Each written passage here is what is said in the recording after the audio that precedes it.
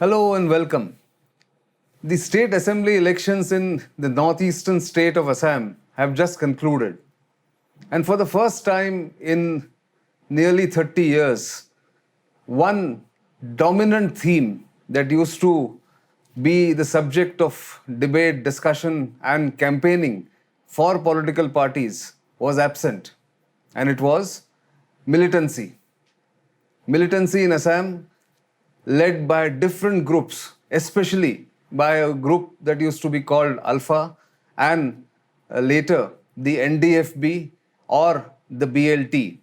It's sign of changing times that Assam is more or less free of insurgency. But I'm not going to talk about why it is free of insurgency. But since this is the month of April, I'm going to talk about how ULFA or the United Liberation Front of Assam was formed on 7th April 1979 and give you a history of militant groups or insurgent groups that came up in the state of Assam since the 1980s.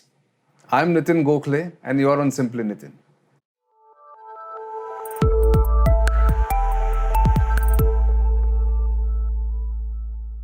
So why am I talking about an insurgent group that is more or less eliminated?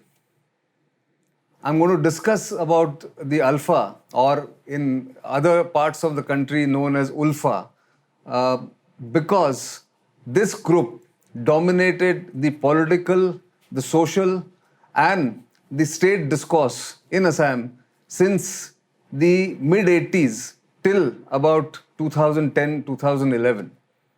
It was a subject of political discussions. It was a subject of how the state was viewed outside the region, how it was viewed from a law and order angle, and how the Indian Army had to launch two major operations in Assam to gain control of the law and order situation in this tea and timber-rich state in the mid-80s and early 90s. Now, I mentioned the date 7th April 1979. That was the day when a group of boys from Upper Assam, Assam is divided into two distinct geographical entities or areas, if you want to call it, north and south of the Brahmaputra, Upper and Lower Assam. So 4 or 5 boys from Upper Assam mostly gathered at a historic amphitheatre of the Ahom kings called Ranghor in Sipsagar and decided to come up with the United Liberation Front of Assam. This was on 7th April 1979, very close to Assam's biggest festival, Bihu, which falls around the 14th, 15th of April every year. There are 3 kinds of Bihus, of course, but this is the biggest Bihu festival in Assam. So they formed this organization, which came to be known simply as Sangathon in Assam over the years. And they said that Assam has been exploited by the center, by the central government. It does not get its due from the central government. It is also full of foreigners coming from Bangladesh or earlier East Pakistan, then Bangladesh. And Assam needs to be independent. That was the aim with which they formed this organization in 1979. But it was not until 1982 that they came in touch with what was then the biggest insurgent organization or a group in the Northeast, the National Socialist Council of Nagaland, led by Muiwa and Isaac Swu, who were very prominent insurgent leaders in the Northeast. They came across, these boys went across to them, talked about gaining independence for Assam and joining hands with the NSCN. And subsequently, the NSCN helped them get in touch with the current independence army in Myanmar. They also went to places like Bangladesh.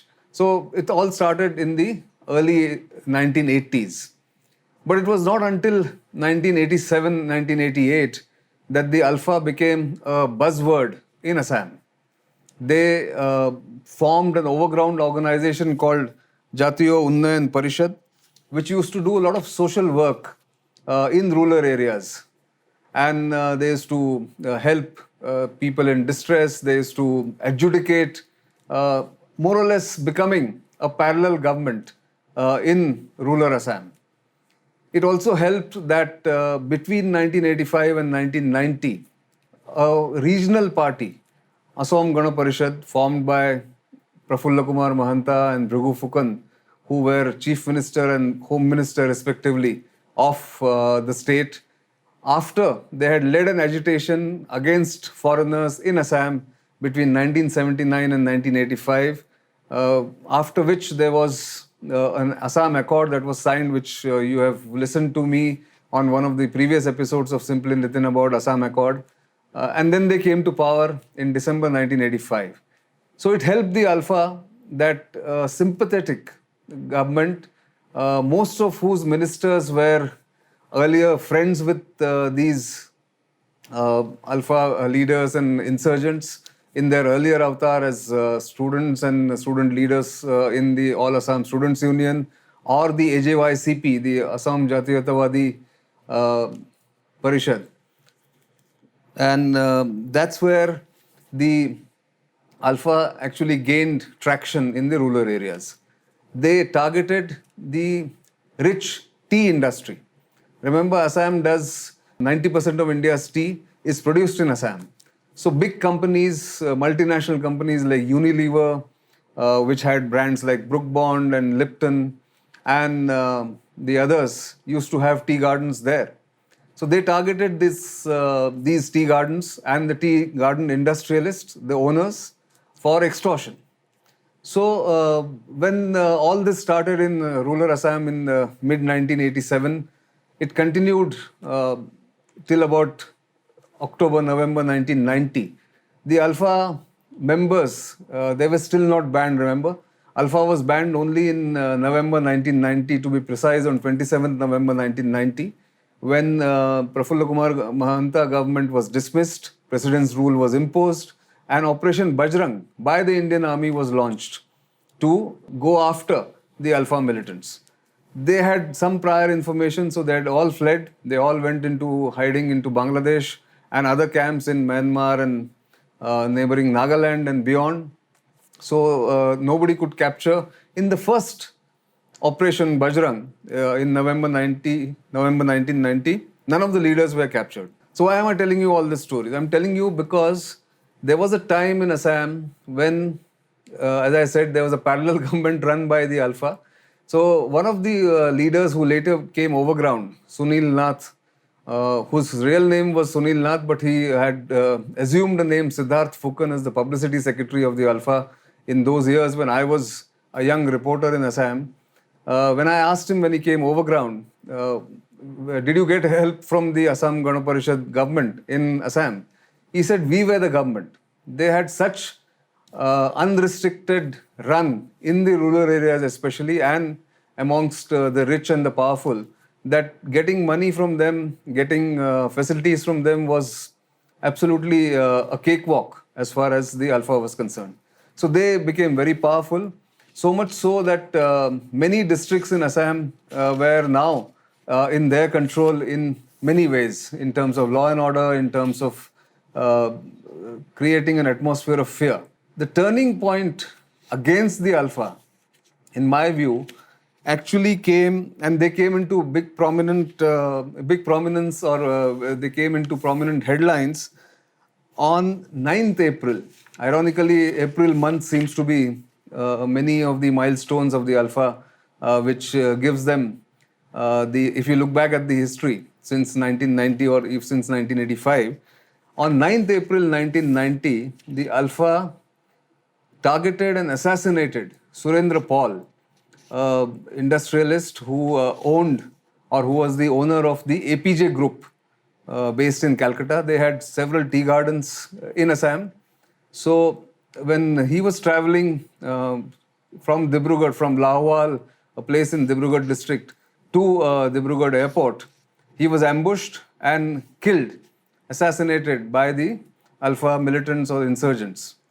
So Surendra Paul's killing sent alarm bells ringing amongst the tea industry captains.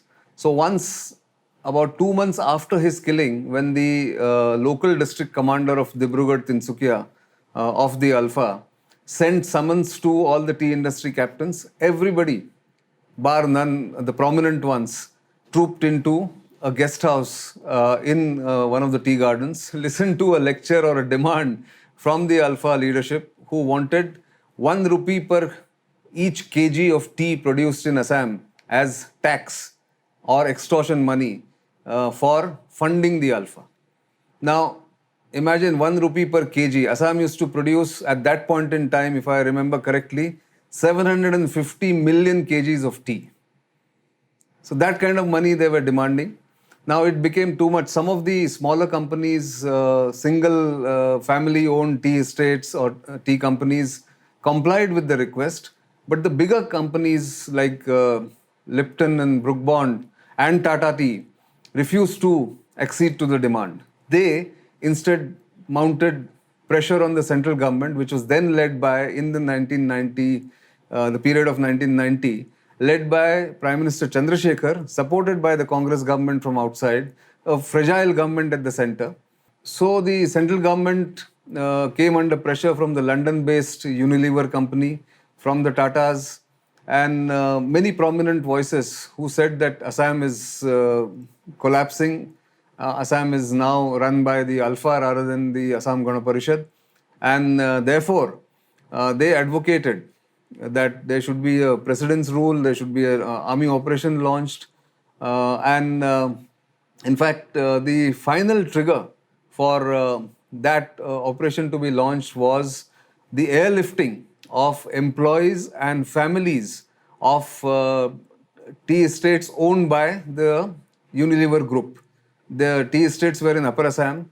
So in Upper Assam, at the Dumduma tea estate or near the Dumduma tea estate, there is an airstrip which is used by an organization called ARC, the Aviation Research Center, which is the technical intelligence agency of the RNAW, or the Research and Analysis Wing. It predates RNAW, by the way. If you've read my book on R.N. Kao, the founder of RNAW, he was the founder of ARC post the 1962 war, which was formed to help the Indian intelligence agencies for gathering technical and aerial intelligence. Now, ARC has an airstrip in Dumduma. So, ARC planes actually airlifted all these families and employees from Upper Assam, brought them to Guwahati airport, which is a civil airport, and then dispatched them from there to various destinations across India. So, basically, they were airlifted to protect them from being kidnapped by the Alpha militants who had come to know that the Unilever company was refusing to pay the extortion tax. Once that happened, and I can take a bit of a credit there, and my newspaper there, the Northeast Times, which had just been launched, we broke that story about the airlift of these employees and the families. That became a big news. It went right up to London and it created a sensation. It was a small single column story in Northeast Times in mid-November 1990. And that actually accelerated the president's rule, imposition of president's rule, and the Operation Bajrang that was launched by the army on 27th November midnight of 1990. That's a long story, of course. But why did Alpha come up then? It came up because there were perceived as well as real grievances that the population, the people in Assam had, and they exploited that sentiment for their benefit. They wanted Assam to be independent, which was never a very major or a predominant sentiment. It was amongst some sections of the population, but the Alpha very cleverly exploited that sentiment and thought that they can get what they wanted. But the state's might is always bigger. And subsequently, two operations, Operation Bajrang, which was not very successful, then Operation Rhino, launched in September 1991, which continued for a number of years. In fact, I think even today, it officially continues, Operation Rhino, which is an operation against insurgents, or it's a counter-insurgency operation. The people of Assam saw the army for the first time from close quarters and acting against the insurgents and moving about in towns and cities and rural areas for the first time. Although there were bases in Assam at Tejpur, in Rangia, Rangapada, Sipsagar, Dibrugarh, everywhere.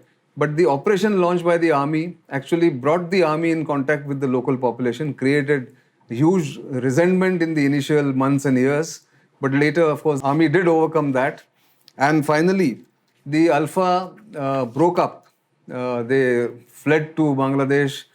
They subsequently, some of the leaders who had initially formed ULFA lived for a number of years in Bangladesh. But an intrepid RNAW officer posted in Bangladesh in early 2010s, 2011-12, managed to get them repatriated or sent back to India, showing them as being arrested on the border as they were coming back to India, but in reality being picked up by the Bangladesh police or the Bangladesh authorities and handed over to Indian authorities at the beginning of the previous decade. That was the best time of cooperation between India and Bangladesh, and Sheikh Hasina, Prime Minister Sheikh Hasina of Bangladesh, actually delivered much more than people expected in India. That she caught prominent insurgent leaders, not just of the ULFA, but of the National Democratic Front of Bodoland, of the UNLF, R.K. Meghane, who was the chairman of the United Nationalist Liberation Front of Manipur. All of these people were caught in Bangladesh and sent back to India, thanks to a very elaborate cooperation between Indian and Bangladeshi authorities. But all that, again, is history. I'm telling you all this because ULFA was at one point in time in Assam very popular, very central to discussions and also politics of Assam between 1988 till about 2010. This is the first time in 2021 when insurgency hasn't figured in the discourse in the run-up to elections, which have just concluded, as I said. Results are expected on 2nd of May, along with 4 other state assemblies of Tamil Nadu, Kerala, West Bengal and Puducherry. But Assam has overcome that difficult period, which was brought about by insurgency. But ULFA, at that point in time, was a state of mind rather than just an organization. Now, that is something all government agencies, all prominent government officials and those who wish to sort of lord over Assam or have a political control over Assam must understand that that sentiment at that point in time, separatist sentiment was important, and it was the product of times. They have to make sure that those times don't come back, grievances are taken care of in time, and people feel that they are wanted by the rest of the country. People must feel that they are part of the rest of the country, which has now happened over the past 20 years or so. And ULFA is a distant memory. I was, as a reporter, fortunate to have lived through those turbulent times, reported on some of those events and happenings, and of course, written a book, my first book, in 1998, detailing the insurgency and its connection with the tea industry, and how tea industry was targeted by the ULFA insurgents in those years between 1987 and 1998. And this, of course, book is no longer available in print. It was done in a small way in Assam itself, but it remains my favorite baby, if you want to call it. And I thought, since we are speaking in the first week of April, which is the birth date of ULFA, 7th April 1979, and the prominent turning point in the insurgency of Assam, ULFA insurgency of Assam, the assassination of Surendra Paul on 9th April 1990. That's why I thought I'll bring some glimpses of the history of those times, maybe 30 years ago, 31 years ago, and give you kind of a food for thought to look back at what had happened in Assam in those years. As usual, Simply Nitin is all about looking back to look ahead. Do keep watching. You know our social media handles, and you know where to subscribe, where to like us, where to send feedback. Keep doing that, and I'll come back with another episode of Simply Nitin next week. Till then, goodbye.